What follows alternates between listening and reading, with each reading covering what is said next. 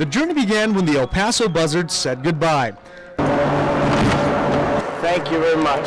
Thank you. Wow. The team wrapped up its season with 2 road trips. We joined them on their trip to Albuquerque. Booster Club, though, they keep us fed, right? Unlike other teams in the league, the Buzzards do not have beds on the bus. They sprawl out on the floor or stretch across seats. Many just watch movies or kill time with card games.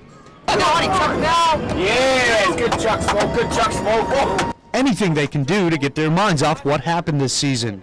Everything seemed really organized, and I was really excited with the players we had on the team. The excitement didn't last. In December, it became apparent team owner Billy Davidson was running out of money. So Billy D finally came in and sat us down. You know, he made all these promises to us, you know, that don't worry about it, you know, what do we need? So everyone was real excited. You know, that sounded great, and nothing ever came through. I mean, it was all lies. During the holidays, the Buzzards found themselves with no paychecks. That week, Davidson said he was doing everything he could to save this team. I've put in almost $2 million into this organization, into the community. You know, gave it my all to make it work. 3 weeks later, Davidson filed for Chapter 11 bankruptcy. All of his debts were frozen. The following month, 6 Buzzards quit, leaving the team with only 10 players healthy enough to play. The team was struggling, physically and financially. The Booster Club got together and raised some money and got our bills paid for us. I mean, they helped us out tremendously.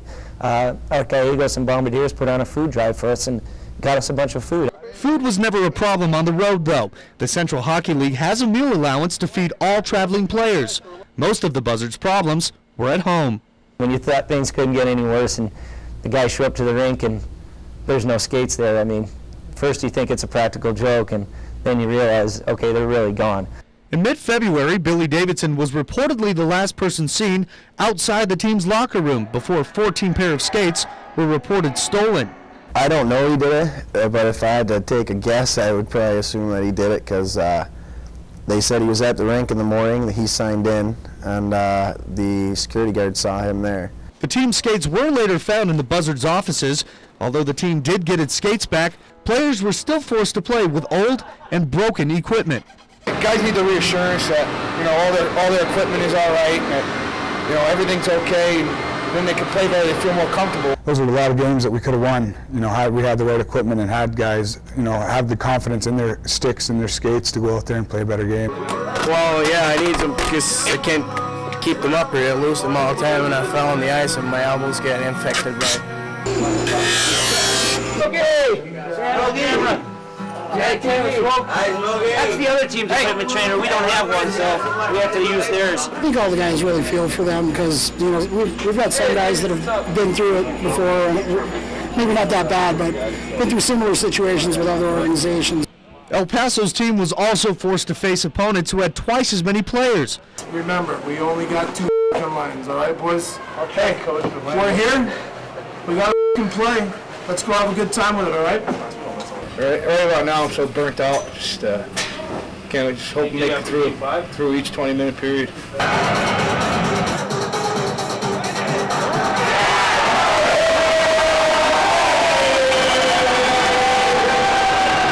play as good as we can play. Walking 20 more miles, and who fucking knows what can happen. Tired. Very tired. All the guys look pretty tired, but we still got another 20 to go.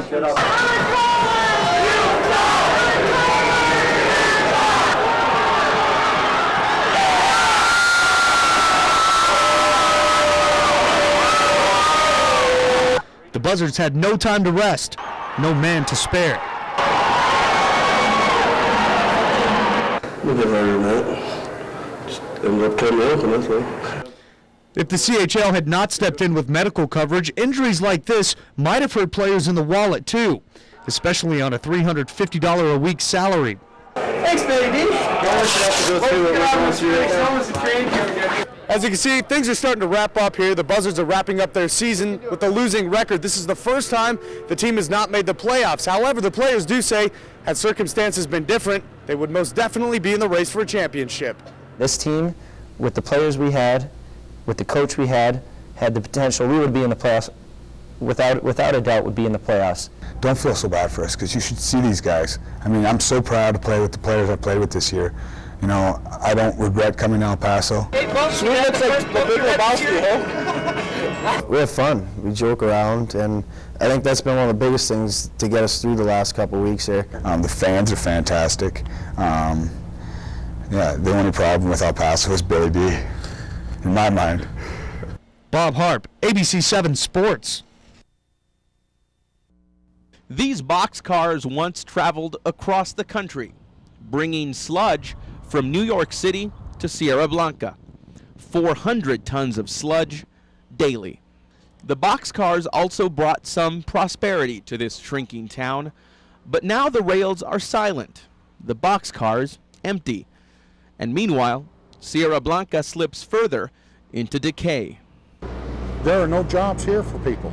There's nothing for them to do. There's no hope for them. This was once the headquarters for Merco Incorporated.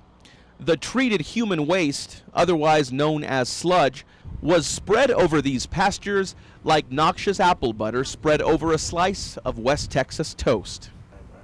You know, some rainy evenings or something like that, every once in a while, if the wind was just right, you could smell it. You know, well, there's Merco, you know. Yeah. Smells like money.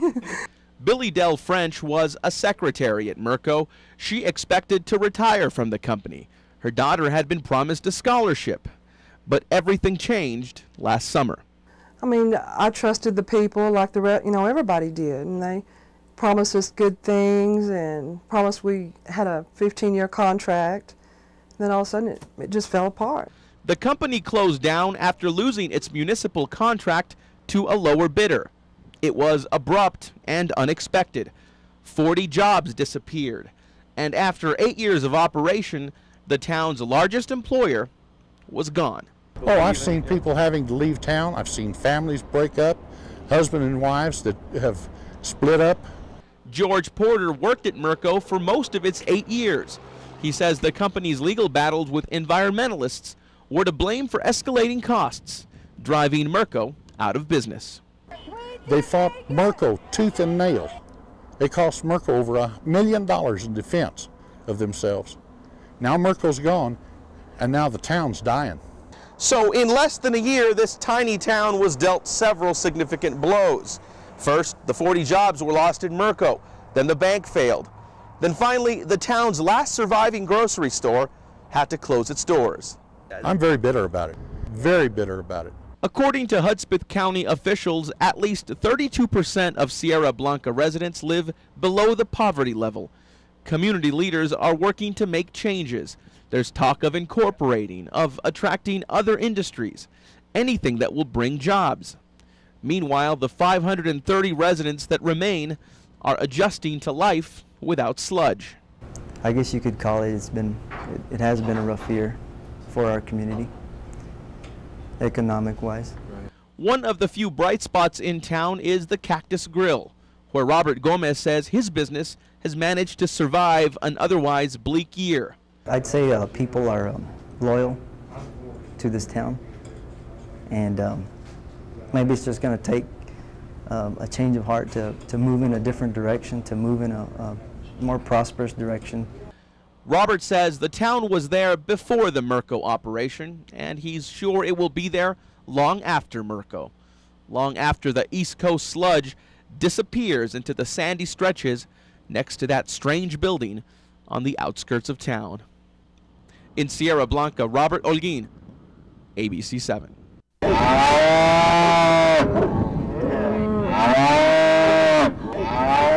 is more than just cattle out along the serene landscape here in Sierra Vista, Arizona. Glenn Spencer says this is a favorite crossing point for anyone wanting to enter the country on the sly. The rancher, who will go nameless, has had problems with people crossing his ranch, cutting his fences, and we were here a couple of nights ago and did see people crossing his pasture. And that is why Spencer says he created the American Border Patrol. Spencer put in the startup capital, and from the look of the technology, it did not come cheap. As to where his money comes from, that's my business. I don't have any sugar daddy out there giving me a check every month. That isn't happening. Spencer says they survive on donations. It's just the $25, the $30. We have retired people sending us a check or money order for $5. Saying I'm on Social Security, but I want to do what I can. The money is used to buy high-tech equipment like satellite phones and two-way radios. They also have 4 all-terrain vehicles with mounted cameras. The digital cameras take images of undocumented immigrants. They call them suspected border intruders, or SBIs for short. Then, using this microwave link, those images are then transmitted to their website via satellite. That way, anyone, anywhere in the world can witness the frequency and ease with which people regularly cross. We feel that the American people have to see for themselves what the problem is so that they can turn around and put that political pressure on their elected representatives. The group says its sole purpose is to document. They do not have any contact with the SBIs, and volunteers are under strict orders not to approach and never detain. What they do is tip off the Border Patrol. Yeah, Mike, let the Border Patrol know that we have suspected border crossers at the west-southwest of us, about a quarter of a mile. On this particular night, their persistence pays off. Oh my God, 1, 2, 3, 4, 5, 6, 7, 8, 9. We're getting multiple targets on the infrared. Are you showing image on the website there in California? We're right on the border. We have ABC News here from El Paso, and they're watching through our infrared camera the actual sighting of all of these people.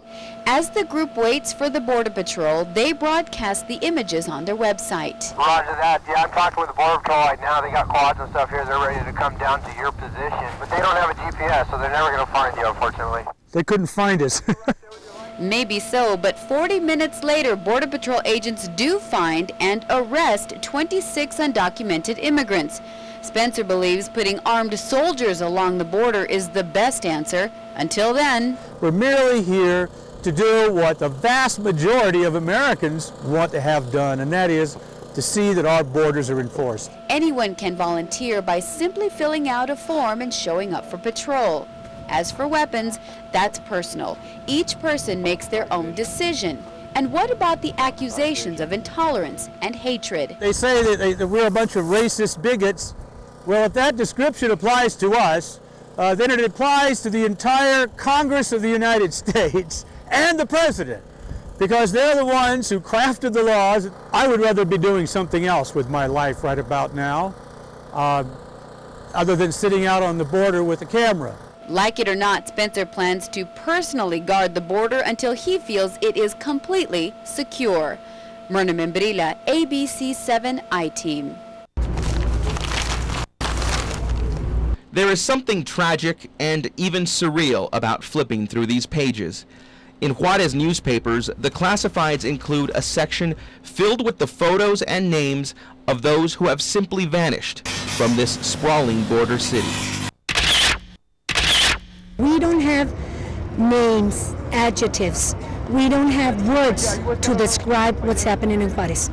We're out of words because these people cannot be called people, animals. We can't say a word because what they do has never happened around the world, just here.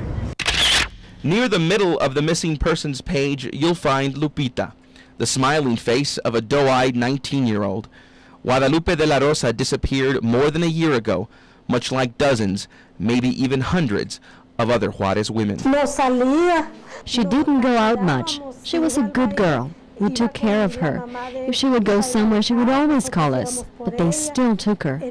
On that September afternoon when Lupita left her house, the sun was out, the streets were crowded, and her neighbors saw her leave her home, walk down this alley, down the street to catch a bus.